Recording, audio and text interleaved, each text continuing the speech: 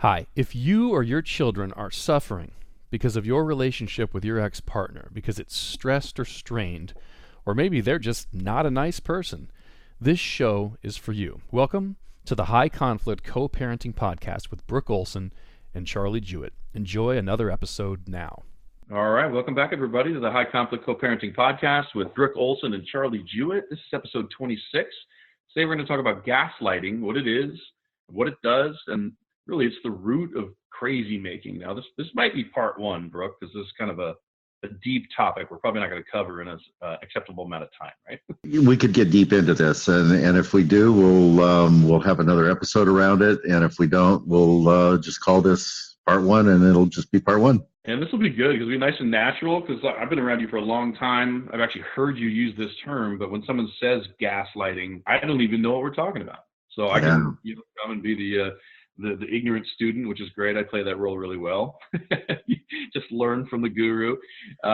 What is gaslighting? Can you start there and say, I mean, those are two words I understand, right? But right. What is it? Well, gaslighting, Wikipedia says this about it. It's using persistent denial, misdirection, contradiction, and lying in attempts to destabilize the victim and delegitimize the victim's beliefs. So it's really this process that happens where somebody is constantly questioning reality with you to a place where you start to question your own reality.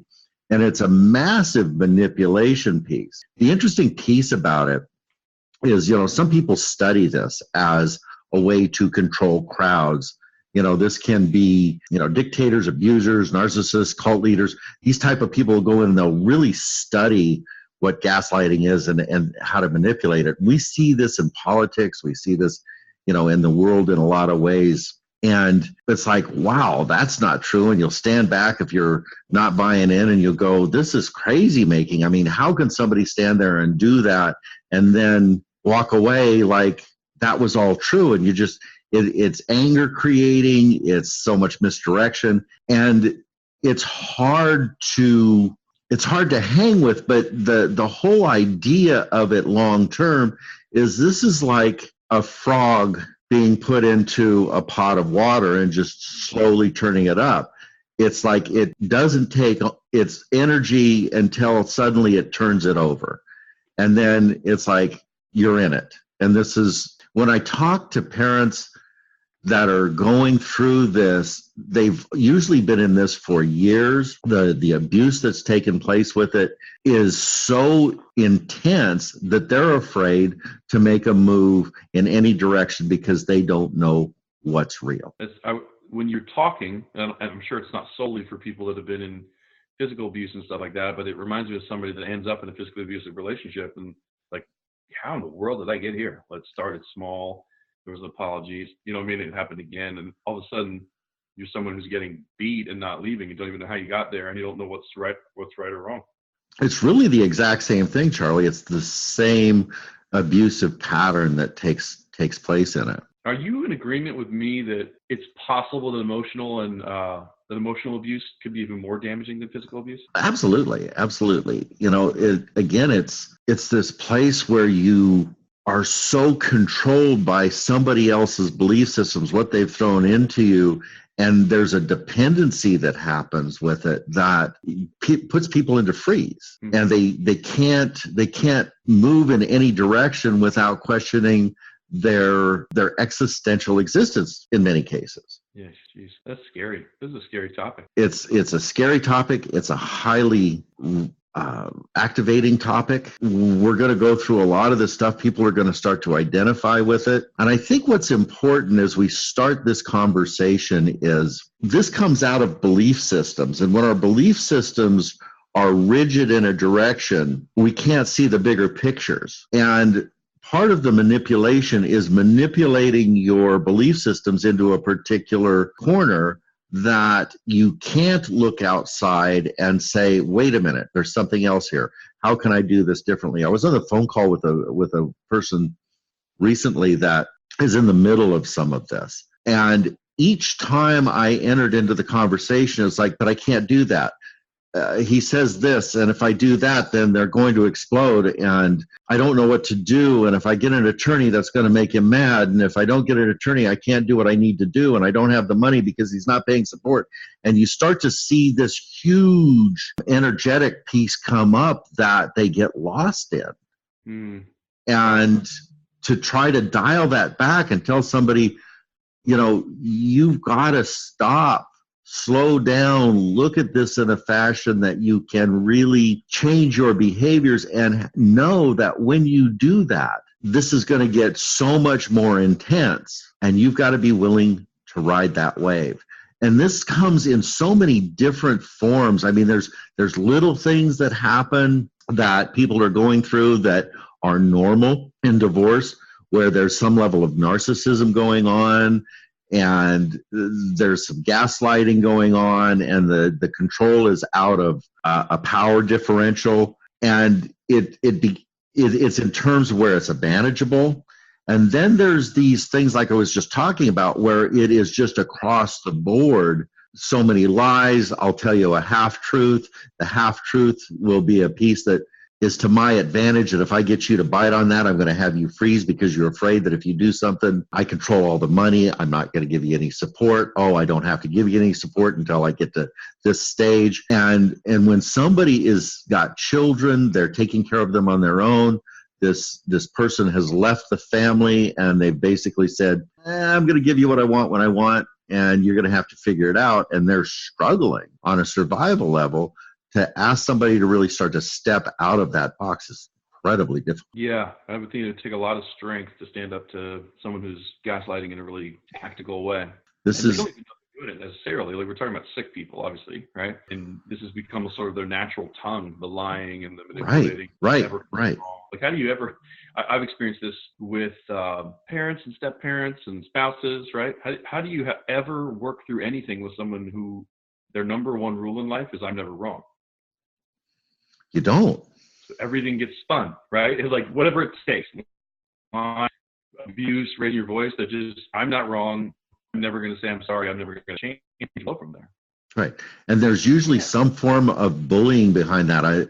If you don't go my way, I'm going to get explosive. I may get physical. Or if you don't go my way, I'm going to leave. Or if you don't go my way, I'm not going to give you any money, or all of these bullying techniques that come along. And what happens so many times is there's this level of intermittent reinforcement where they'll give you just a few crumbs, just a little bit, and enough to hold you in that. It's like, if I'm a good boy or girl, I'll get what I need here.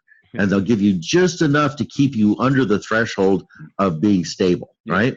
I just need a little bit more to get stable. Maybe if I'm really good, they'll give me just what I need to get stable. If I'm really good, they'll see that I'm really trying, and they'll move this in this direction. And it's just an insidiously nasty manipulation that takes place. So it sounds like, I mean, we're a little bit into the show, and it's like, it sounds impossible. The person's stuck. Their life's going to be horrible forever. But there's got to be some good news in it, right?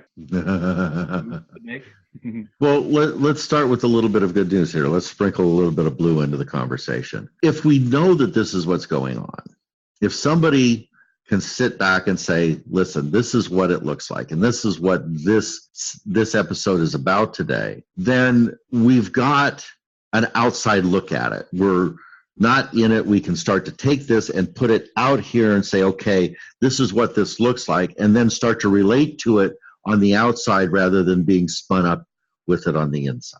That reminds me of your buddy Eric, what he was talking about with the parts, right? Right. Can we convince people who are listening to say, there's a part of me that wants to live in fear of this man or woman and just stay in the crazy cycle, right? And look at it from the outside, and just ask that part of you, could we possibly talk about another way to do this? That's brilliant.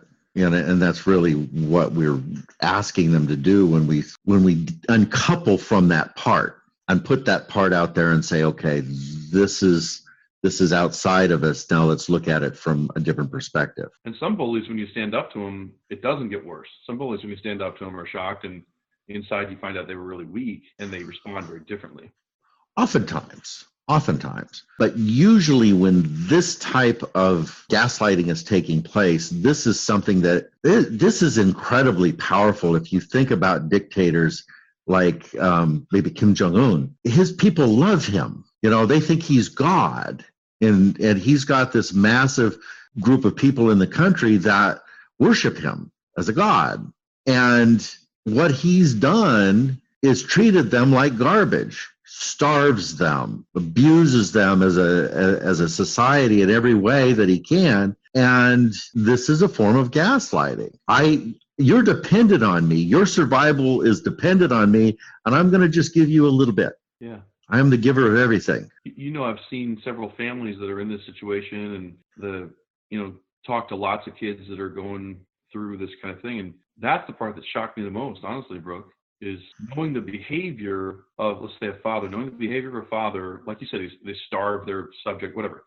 Seeing the abusive behavior, and I would think, well, naturally, the kids would just be like, I hate that, right? And yet I've seen children that have chosen one of the parents, and the language they use is like they're a god, right? At one time, you may remember this story. I asked a question. So, is your belief system that parent has never ever done anything wrong in their entire life? And to my surprise, the child burst into tears and said, "The things you're saying about my parent are hurtful." I'm like, I didn't say anything. I just asked a question. I raised the possibility that this person didn't have perfection, and it's godlike worship to burst into tears at the thought that one of your parents may have never made a mistake or is right on every point. So this is not an out there you bring some stuff up and I'm like, oh, I haven't seen that, but like this kind of stuff, I'm like, I've seen this all over the place. Right. Like worship of a dictator who's actually abusive. And it's a brainwashing that happens here. This is kind of how it starts. And I'm just going to kind of click down some of these and we can talk about them as we go. But, one of the telltale signs is they tell blatant lies. And it's an outright lie. This is where it starts. It's an outright lie. Yet they're telling you this lie with a straight face. Once they tell you a huge lie, you're not sure if anything they say is true. Keeping you unsteady and off kilter is the whole goal here. So, and it's not just a blatant lie at this point. They'll tell a blatant lie and then they'll tell a truth and then they'll tell a half truth and they'll blend all of these other pieces in here. So when you're hearing this, they're coming at this as if absolutely everything that they tell you is true. And you're going, I don't know what's true here anymore. And if they're in a place of power, it's like they can manipulate you with finances. Right. We don't have enough money to pay our bills. But wait a minute, there's $500,000 in the bank, but that's going to be gone, or I have already taken that and I've put it someplace else, but it's still there. Yeah. And then you start to, you go into freeze. It's like, what do I do here? I don't know what to do, because if I take it out, I'm breaking the law. Because on the other side of part of this is there's somebody that wants to do it right. They want to be good. They want to not be seen as mean or bullying. And they're kind of the opposite side of this, and they overcompensate with it. You know what I'm reminded of when you talk about the lying and the keeping people disoriented is something in the military called flashbangs, where you open a door, you throw into the room what's not a grenade, mm-hmm. but just an explosive device, right? I think it's light and sound and smoke. Right. And it's just meant to like disorient the people in there, to give you that one leg up, right? to have them not even have the capacity to think about, okay, what's next? Right. They're just reacting. While then the SEAL team or whatever it is comes in and starts, taking care of business.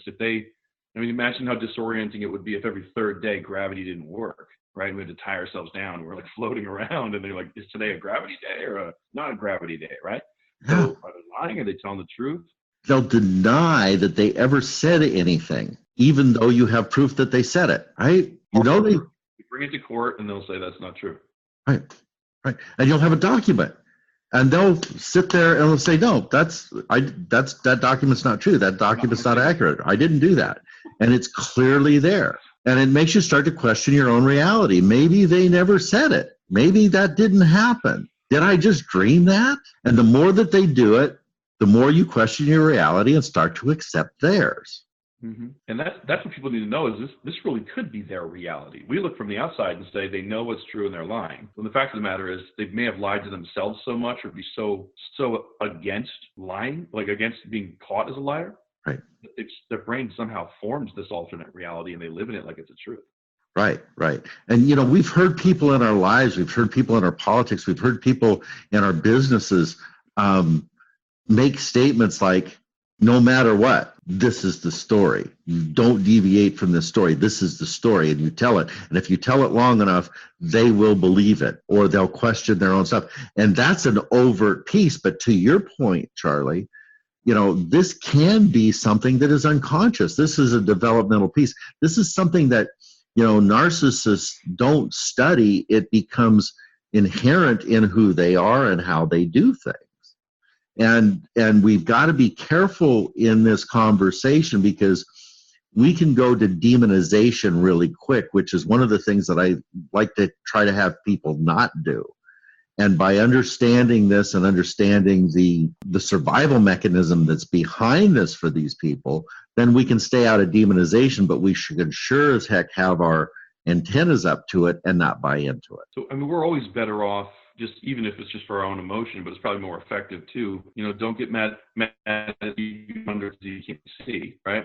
Don't get mad at your crazy ex because they can't tell the truth or can't use logic or can't be consistent, right? There's if we see it as a sickness or something that they're, like you said, a survival mechanism, just for our own benefit, it's going to be a much more peaceful and effective way to live than like you freaking right? Mm-hmm. Right. We at least, if we can look at it from that perspective, we can dial back our own emotional reaction to it and not play victim to it. And isn't this what we're trying to do? We're trying to stay out of being a victim. And right. The only way that we can do that is to be conscious. You can stay in sort of problem-solving mode, right? Right. Okay. So another thing that they'll do is they use what's near and dear to you as ammunition. So they know your kids are important to you. They know how important your identity is to you. So they use one of those first things that they attack with. So if you have kids, they tell you that you shouldn't have ever had kids, that you're a bad parent, that you don't know what you're doing, that they are the only person that can do this right, and you need to listen to them. And they'll tell you that you'd be a worthy person if only you do the list of the negative traits, or if you got rid of the negative traits that they tell you that you have. Again, doing it, they're the only person that can do this right. They're the only person that knows what's going on, and you have to listen to them. Mm-hmm. And they wear you down over time. This is one of the insidious things about gaslighting. It's done gradually.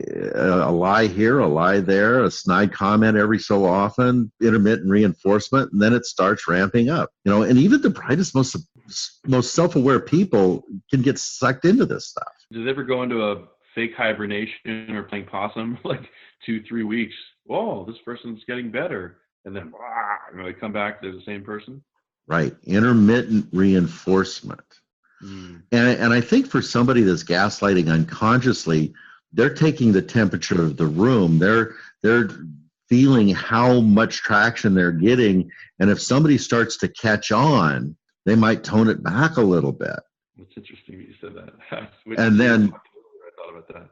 Yeah. And then as they feel that they've got that opening again, they'll start to ramp it up again.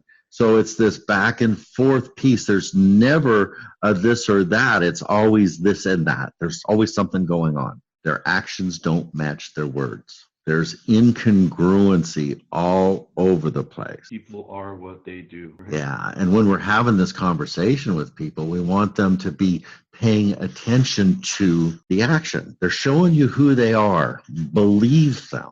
On some level here. When we're dealing with a person that's gaslighting, look at what they're doing rather than what they're saying. What they are saying means nothing. Can I interject for a second? Mm-hmm. I don't know why, but I've learned to try to trust this instinct. There's a picture of a person that keeps coming up, like third or fourth time now that's come up as you're talking. And that is that we're kind of putting these podcasts out thinking about the person that's already left the spouse or left the relationship, and they have kids, and there's high tension, right? Mm-hmm. But I'm sure there's another category of people that are either considering moving out or are separated, not sure whether they want a divorce, right? And this, to me, what I'm sensing is that stuck person, this podcast might be able to help them make the decisions they need to make. Like, all right, ignore everything the person's saying to you, because that's probably what's confusing, right? And just look at their actions. Like, who are they? What's the track record? What are they doing, right? Mm-hmm. Or how do you feel? Do you feel free and loved and honored and cherished, right? I feel like this podcast episode particularly may be able to help people make some decisions who are sitting on the fence. I think that that's absolutely true. And I think one of the indicators in terms of am I in the middle of this stuff is how ramped up am I about this idea of leaving?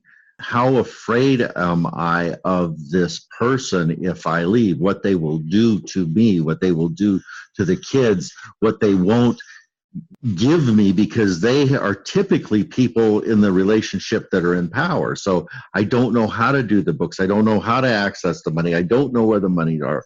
I don't know where these things are. And to be able to sense that level of panic within them so they can start to go, oh, this podcast that we're just listening to, I can relate to because this is what's happening internally with me. And here's the key with that piece, Charlie. It's one thing to identify it.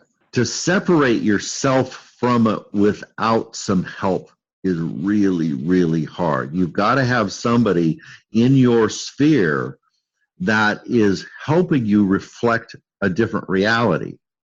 And also that has some sense of a track record of being able to say, I've seen this before.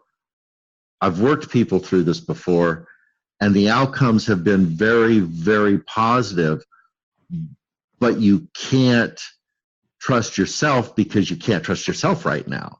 And there's kind of like you're asking them to go from one dictator to another almost, and that's got to be disconcerting as heck for them. But what we're trying to do, if they're working with a therapist or myself or whoever is working with them, what we're trying to do is to land them in their own experience and their own positive movement in this, so they can feel it, they can see it, and it's just not this amorphed, this is what you have to do because this is what I say you have to do.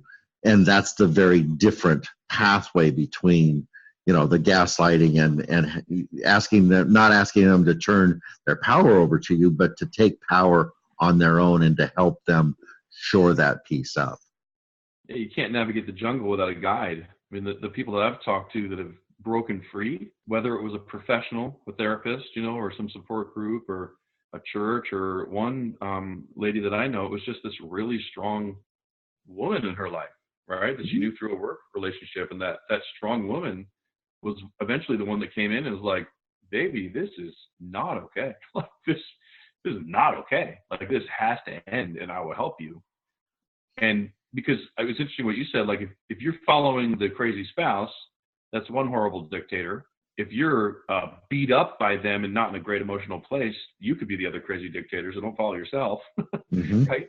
You need someone on the outside of it who's healthy and preferably has walked other people through the exact same thing, to say, like, I know it's not productive to think of all the crazy things that could happen. That usually doesn't happen.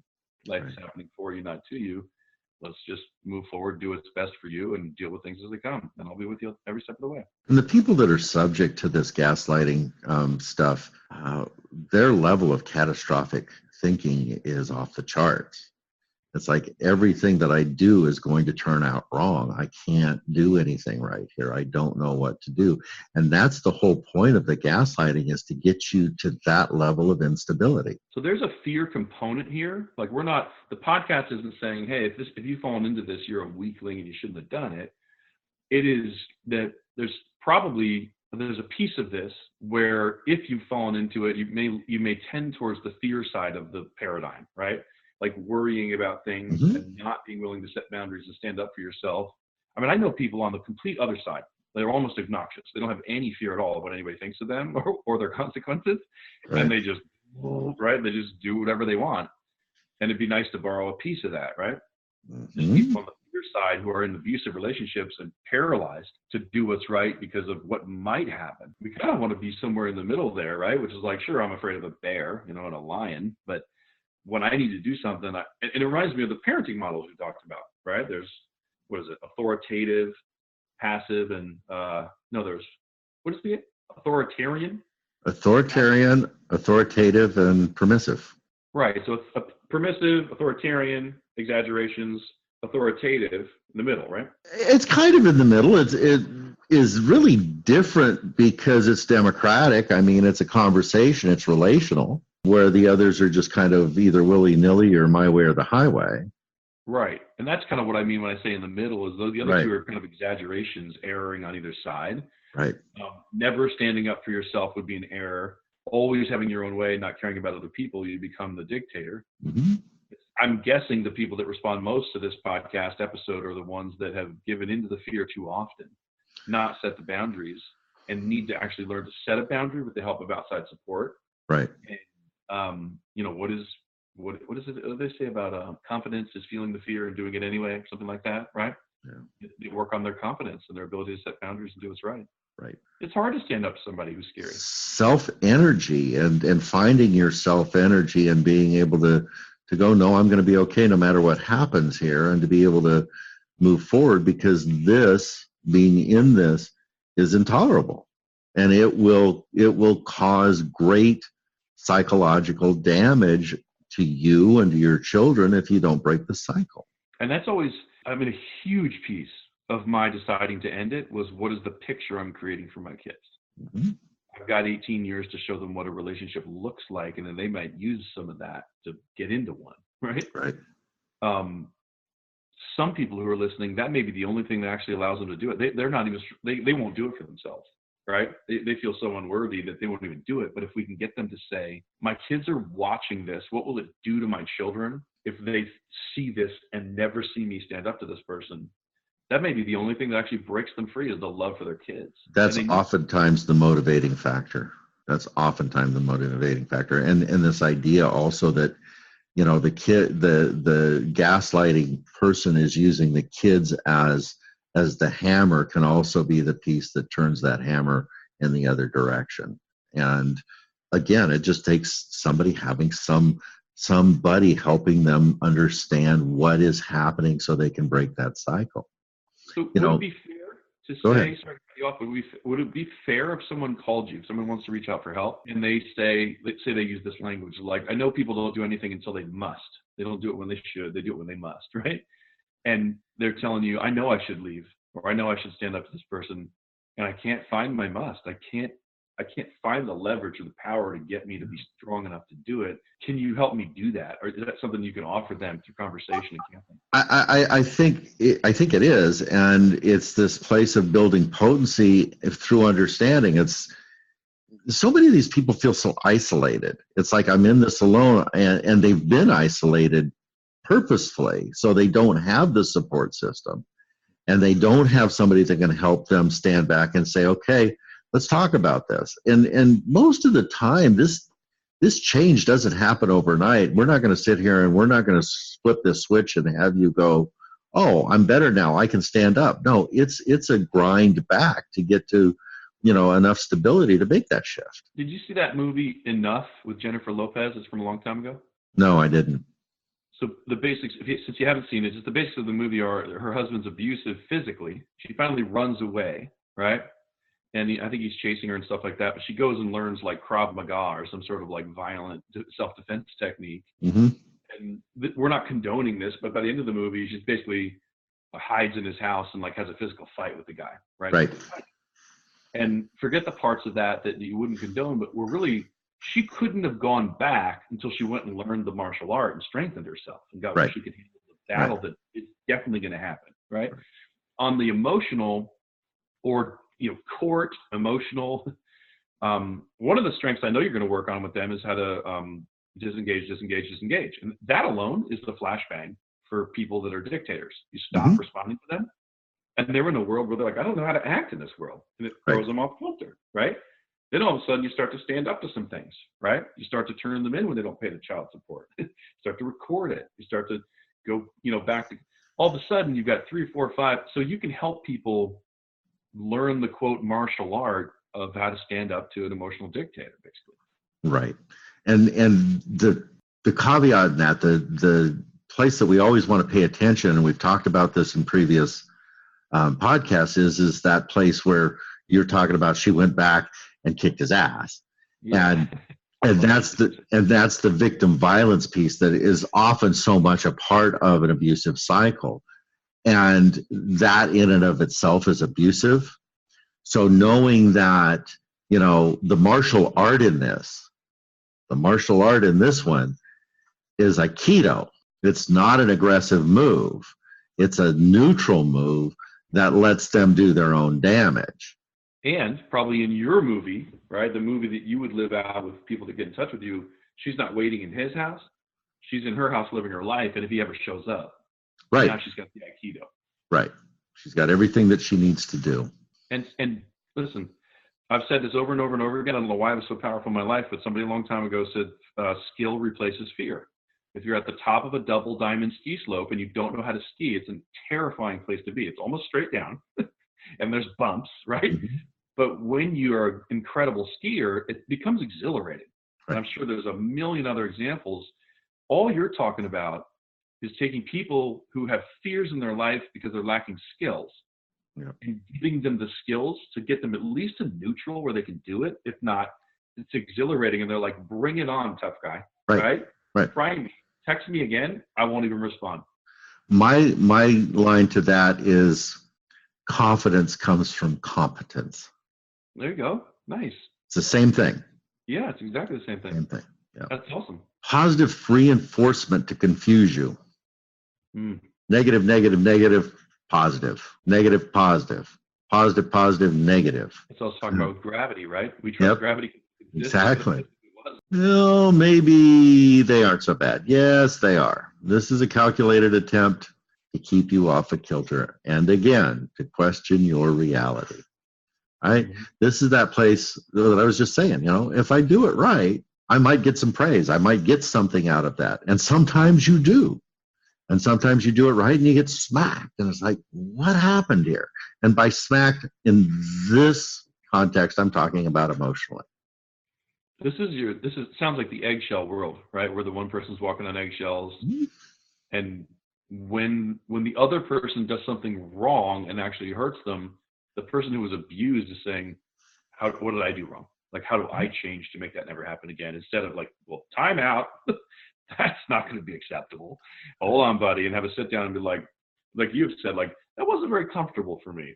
We're going to do different next time. That time you screamed at me and threw me across the room or whatever.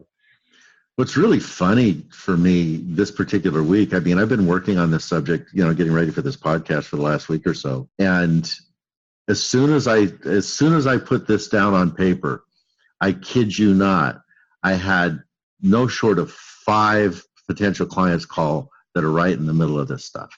And all of a sudden, this is what I'm working on. That's neat. It's neat. And it's like, really, this is something that's needed right now.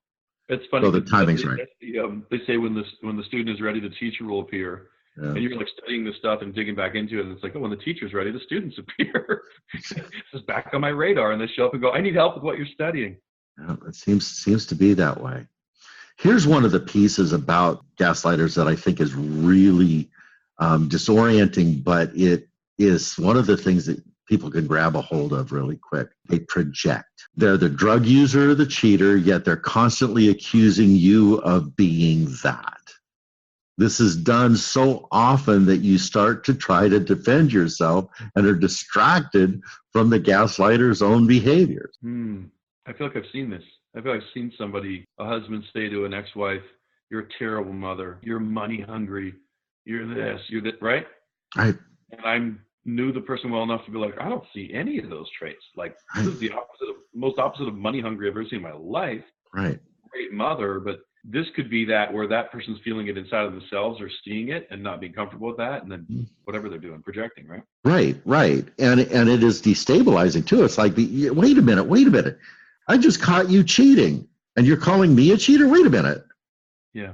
And they grind on you and they put that whole piece into a narrative that doesn't stop. You're an alcoholic and they're the one that's down at the bar every night slamming down vodka, whatever those pieces are. And it is that distraction to pull you away from their own behavior. Mm-hmm. Mm-hmm. There's got to be a big component that's like, don't see me. I don't want the spotlight on me. I don't want to be seen. I'm not even comfortable with it. Therefore, redirection. You like, look at you kids, look at you. Why are they an abuser? Because they've got to get the attention, all the negative attention of all the other people in their lives. Pushed away. They try to get people to align with them and against you. Oh, rally like right. They bring all the people in that will believe them, and they convince them that you're that bad person, you're that person that's drinking, you're the person that did all the harm, they're the victim of it, and they get everybody to believe that and align against you. And again, it's that isolating piece where you don't have the people that you can sit down and talk it through and get some outside perspective. Again, this is taking you and putting you on an island by yourself that you don't have any support. And the line that they hold to you is that they're the only support that you've got. And I would say, just from past experience, this is probably really heightened in religious communities. If you're with an abusive person as a part of a religious community, it doesn't matter what religion, and you're the one that says, I'm going to stand up to you and I'm going to leave, you could end up in a situation where all of your relationships, basically your entire support group, you've divorced, right. And that strong dominating ex rallies the entire religion, like your whole world. Right? That whole community, right. They rise up, and we've seen this in the extreme religions where you're excommunicated and you're not allowed to show up in any, right? Because you're now like anathema in whatever way. And forget the religious part of it. We're talking about the part of it that's they've got the tribe and you left the tribe. It's a tribe. We see it in neighborhoods. We've had this group neighborhood. The narcissistic person is, that charismatic, well-groomed, always showing up, articulate person. It's like they've got this image going on, and they've created that with that community, and they're not seeing the abuse that's going on here underneath the radar. And when that person rears up and they said, I've had enough, I'm out of here, it's like, oh, I'm the victim and I've been hurt and all of these things, and that person's done all of this stuff to me. And they play the victim. Right. They're stud. I mean, they're awesome. They play the victim card so very well.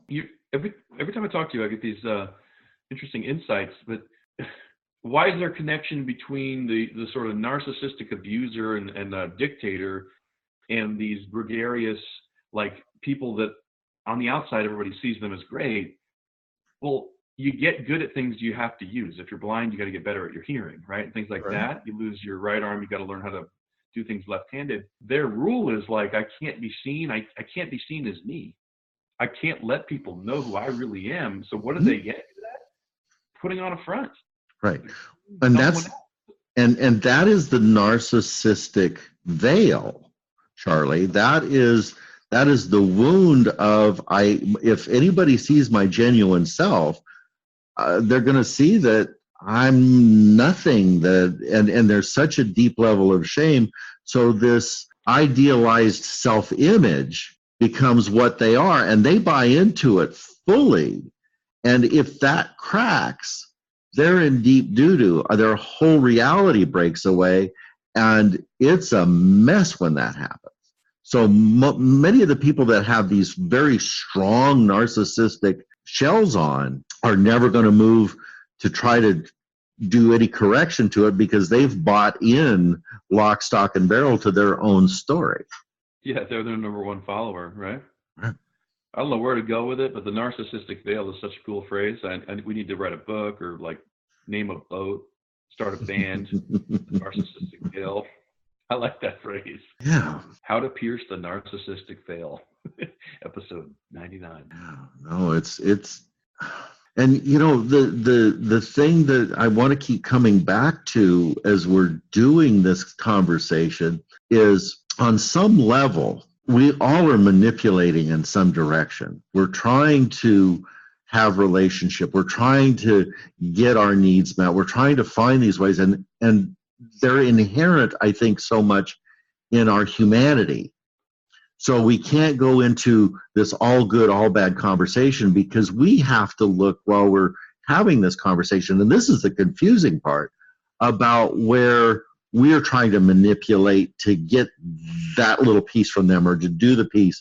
And there's this dance that's taking place. So what we're really trying to do is become aware of our own dance steps. Right. So we can break the dance, so we can do something different in this. And again, this doesn't come down to what they're doing. It doesn't come down to what this gaslighter person is doing. It comes down to how we are reacting with it and being unaware of what's taking place. And the solution to all of this, everybody, every single day, is self-responsibility. Moving out of this victim piece and moving into agency so I can make movement to change what's happening. Right. So if you're tangoing, right, if in the relationship it takes two to tango and you were following this dictator, right? Mm-hmm. Try to break away. You stop dancing, but you're still standing up, and they're dragging you around now throughout your life, whipping you around. To completely disengage, you can just lay on the ground. How's somebody going to dance with you if you just lay down and disengage? I'm not going to step into this conversation. I am not going to listen to what you have to tell me. I'm going to get my information from a different source. I'm going to cut off this line of communication because I can't trust it. And I'm going to find some place that I can. And I'm going to do my research. I'm going to look around. I'm going to listen to different people. But I'm not going to do this anymore. This is where these types of people that need to like learn this new martial art, like the movie I talked about and the Aikido you talked about, they really have to gear themselves up and do a very serious defense. These are the types of situations where I would guess you'd recommend some of the tools I'd never heard of before. Our Family Wizard education, go through some recordable situation, drop-offs and pickups could be done with someone else, or at the locations. And then the one I really think no one's probably ever thought of or heard of is you don't check your own texts or your own emails. Like you don't even read stuff from this dictator because you're the one they learn to control. Right. This is your addiction. And you have to admit it. Right. You have to say, I let them do it and I kept giving in way longer than I should. Alcoholics don't go back into bars right away. Maybe you get strong enough to go sit there and have a water and enjoy the environment without the drinking, but not in your first 2 years, probably, right? Mm-hmm. So I never heard of that before your class. I don't know why I never thought it. I don't know. It's just a genius kind of a concept, which is if you don't respond well to their voicemails, emails, and texts, and you engage, don't read them. Don't answer them. Have a filter, paid or unpaid, right? Mm-hmm. Friend or professional that reads all their crap, because 90% of it's going to be insulting you, mm-hmm. and then says, I think what he said is you need to pick up Jimmy at 3. You're getting a different reality check as to what's important. Somebody else that's not stuck in it is giving you the reality feedback that we're looking for. And if somebody had Tourette's, right, and they just instinctively do a lot of cursing and saying strange things, right? Mm-hmm. We would learn to ignore that and not take it personally. Mm-hmm. You do the same with someone who's an angry ex and they want to tell you what a jerk you are and everything. Just call it Tourette's, whatever. Just call it a disease, right? They need to insult me, but you don't have to hear it. You don't have to choose to hear it. You can put in someone who hears it, it doesn't hurt. If someone called me up and said, I hate Brad Pitt, I would feel nothing. I wouldn't insult me in the slightest, right? So if a person who's reading this on your behalf and then filtering it for the business relationship that co-parenting is, here's the data that you need, right? The guy's going to be late. Pick the kids. It was 5 paragraphs, but it said he's going to be late. He's coming at 5:30, not 5, right? Then that person gets to choose to live in these and not be tempted by their addiction. I'm actually thinking if people call it sort of an addiction, that might be helpful for them. I have to break the addiction to letting this person control me or to responding. It's a survival response, and an addiction is a survival response. This is too much for me to feel. And when we're talking about being the victim of an abuse cycle, it's the addiction to, if I don't do this a particular way, I can't withstand the intensity of doing something different. So this is what I'm going to do. I've done it so much, I need it. Right? There's either an emotional or physical piece of me that thinks I need it. So I've repeated it so many times. Or that I am not strong enough to change it.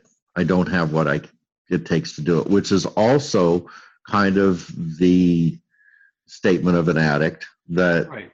I don't have the strength to break the intensity of this, and I know it's not good for me. Which is basically why we have homes, right? Like 30 to 90-day programs Mm-hmm. where you're totally surrounded by support as you go through all Mm-hmm. that, whatever, right? And then there's, okay, your body is addicted. There's a medicine that helps tone it down a little bit. Let's feed you that medicine, get you in support. I mean, the amount of people who are out there trying to do this on their own or with friends who have no idea how to counsel them is massive. Mm-hmm. Massive. Like you and I will try to make a dent, right? But if every person who was going through this called you, you'd be booked like past your lifetime, right? Great problem to have. This is a huge group of people blind leading the blind, but not in not on purpose, right? They're just without the guidance, right? It could benefit from knowing what to do. You know, it's one of the statements that, you know, I heard just from a client the last couple of days. It's like, you know, I know that this is a good person, and I just sat down in my chair and did you just hear what you just said? I mean, with everything that's taking place here, that's an incongruent statement. Yeah, do good people do blah blah blah blah. You Mm-hmm. listen to, I think you just right. And you know, but this is that same thing. This is that they're a good person, they're God, they're taking care of me, they're giving me what I need. And then to pierce that veil and to say, let's look at this a little closer. This is what's taking place. They're not giving you, they're not taking care. This is a one-sided, non-mutual relationship that's going on here. That's another area where parts might help, right? Yeah. Like put your X in parts. And I'm okay with you saying, I know there's a part of them that does right. Maybe it's for selfish reasons, maybe not. But there's a part of them at times pays the child support or doesn't, whatever, is kind, Mm-hmm. is a good dad, is a good Right. mom. Right. But the parts that represent themselves, the parts that show up more, or there's more parts of them that aren't that way right now. So see, because that's more dualistic thinking. Are they a good person or not a good person? No, it's what are they doing? Right. It's back to the action, and it's back to, you know, I love that you take the conversation to a more non-dualistic conversation, that it's a part. But here's the problem in this conversation with that. Mm-hmm. And the problem with that is this person that has been in this abusive cycle bonds with that part over there, and it freezes them in their ability to remove themselves from that. So what's got to happen in the process, you know, we talk about awareness, acceptance, approval. We talk about the disengage Mm-hmm. as that triad. And the first piece of that is always the white knuckling, that place of, okay, I just got to stop. I got to pull back at all costs, and I'm going to white knuckle onto that. And that's that piece of, okay, then once I've got that stabilized, I can come back into a more non-dualistic conversation and say, okay, this is how they're acting, and it's not all that. But I'm not going to join with that piece because it's not in control. These other pieces are in control, and that's where things go bad. Right. Like you could say 95% of their parts are wonderful and 5% are bad. So I really should join with them. But 95% water, 5% cyanide is going to kill you. Right. It's not a percentage thing. It's how damaging is the part that's not the good guy. What's the piece that's controlling this? And that's exactly the point. That's exactly the point, Charlie. So I hope that this has been an opening. And what I want to leave with today with this is just, again, a little bit of the up note of understanding how this affects and what we can do to really combat this on a global playing field if we're caught in it. So first, understanding that this has just been totally destabilizing, and that we're coming from fear, and we want to try to roll back in and go, okay, that's what happened. That's what's happening, and I've got a bigger picture that I don't need to be in fear of. I'm getting information from different places. I'm getting my feet back on the ground, and now what do I do to combat this in my world? And it's back to the things that we keep talking about. Parenting. So if we want to take care of our kids, we're going back to steadfast parenting. We're working with geos. We are stabilizing, we are restabilizing our connection with ourselves and our connection with our children. And once we get that stabilized, the rest of this stuff can't take place. And then, again, you guys can't do this on your own. You can't do it on your own. You need a coach. You need a therapist. You need to have a tribe that's helping you reflect really good, strong sense of reality, and to help you not fall back into the old patterns. And really coming back into the 3 rules. We just talked about that at the end. And these are all the keys. It's not new news for us. Let me ask you a question. Like, I've loved to teach over the years that you never graduate from the basics. So if you're in basketball and you're Michael Jordan or you're at the top of your game, I guess today would be LeBron James or somebody, right? There's never a time where you get to say, I'm not going to work on passing, dribbling, or shooting. Right. Everything else is an advanced version of that. Mm-hmm. And then you return to that. And some people say Michael Jordan shot like 1,000 free throws a day or whatever it is, right? You were talking, and for whatever reason that came into my head, I'm like, well, what are the 3? What do you have to have? And everything else is sort of an advanced version of that. And I'll do draft number 1, and you can correct me or we can get it right. But is it possible that the dribbling, passing, and shooting of this whole thing is relationship with the ex, relationship with your kids, and your team? Basically, what your coach, your attorney, if you say these are the 3 things I need to master and work on, right?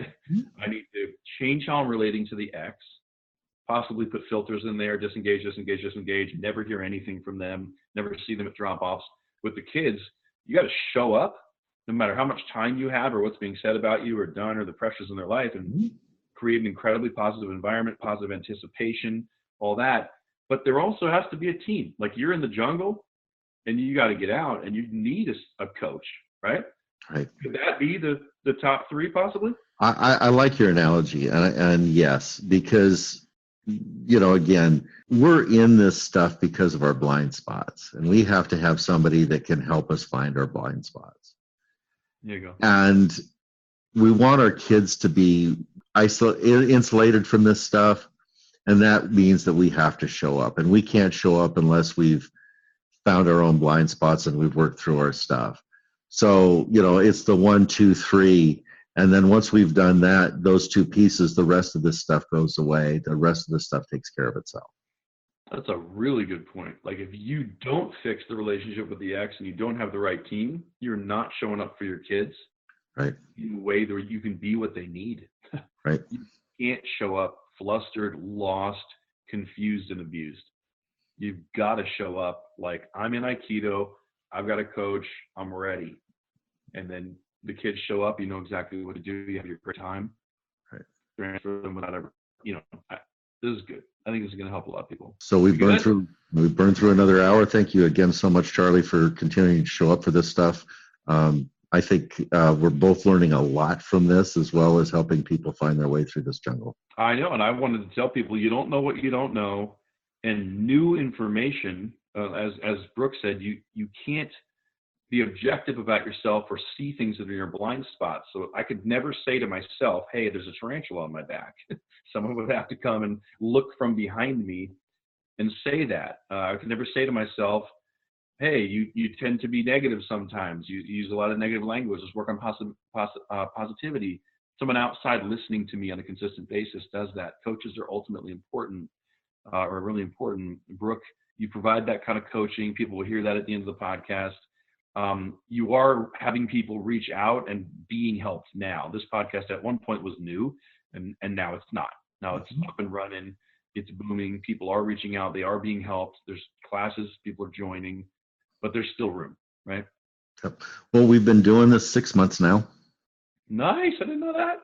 We've been at this for about 6 months, and we've gone from a dead start in this to if we're not over it, we're just approaching 6,000 downloads on these.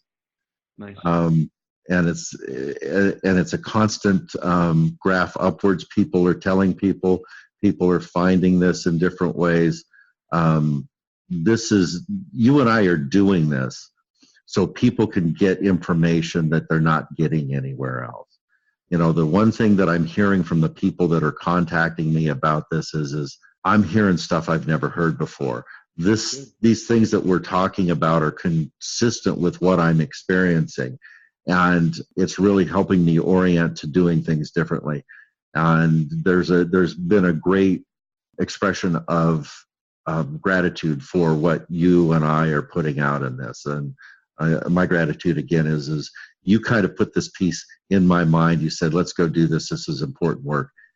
And it's really helping people. So, you know, I want to thank you. So let's end like this. Two things. We don't ask for anything. We don't charge for the podcast. This is a free education. But we would love, if there's somebody in your life that's hurting, send this podcast to them. There's ways to do that inside of the different iTunes apps and Castbox and things like that, or just give them a call and tell them about it. I mentioned this on my other podcast. You guys could even have a support group once a week where you get together and have a meal and listen to one show a week. Call Brook, coordinate with him, some sort of price to coach the whole group, and you listen to the episode, and then Brook calls in and gives you guys coaching, answers questions. We've done that on other podcasts. We're going to keep bringing good content, especially since we've had the feedback to know that it's helping people. This has been episode 26, at least part one, on what's called gaslighting, you know, kind of breaking this crazy cycle or the root of crazy making. We will keep coming back next Friday. Thank you for listening. Brook Olson and Charlie Jewett signing out for now. Bye, everybody. Brook, people don't have to wait until Friday mornings to get more content. If this is something that's helpful for them, right? This isn't the first time you've broadcast anything or recorded anything or put anything out there in the world. What are the other ways people can get the help more aggressively or speed up their recovery process? What materials are available for people right now? Well, I've written a book called The Black Hole of High Conflict, and it's available on Amazon and Kindle. Great. And everything that we're talking about is really compressed and put into there. So this is a really good starter place to get in and get your mind working and to see what these concepts are about and how to start to apply them. The other place that I think that is valuable is to go to our website and look at some of the blog articles that I've written. Those are available there as well. They go into some of these other arenas, and that's at www.highconflict.net. So the book, the website are also really good places to get the material. And also we have classes. We have high conflict diversion program classes that you can get into and get some one-on-one help with this as well. And you know me, I'm aggressive. Whatever I want to become good at or learn, I find someone who's good at it and pay them and hire them and shorten my learning curve. What if somebody just wants your help? Somebody says, Brook has this information. He's good at something I'm not good at yet, and I want to work with him. Do you have any type of coaching or consultations or anything like that? Absolutely. I do one-on-one coaching for custody cases. I help people get ready for family court services. If you've got that in your community, I work with attorneys and clients to help them with managing and strategically setting them up to have more successful cases as well. And how do they reach out? You want them to just go to the website or email or phone, or what's the best way for them to reach out, raise their hand, and say, I need some help? They can email me. My direct email is brook@highconflict.net. That's BROOK at highconflict, conflict.net. Perfect. That's everything everybody would need to get some help, right? Absolutely. Thank you, Brook. Thank you, Charlie.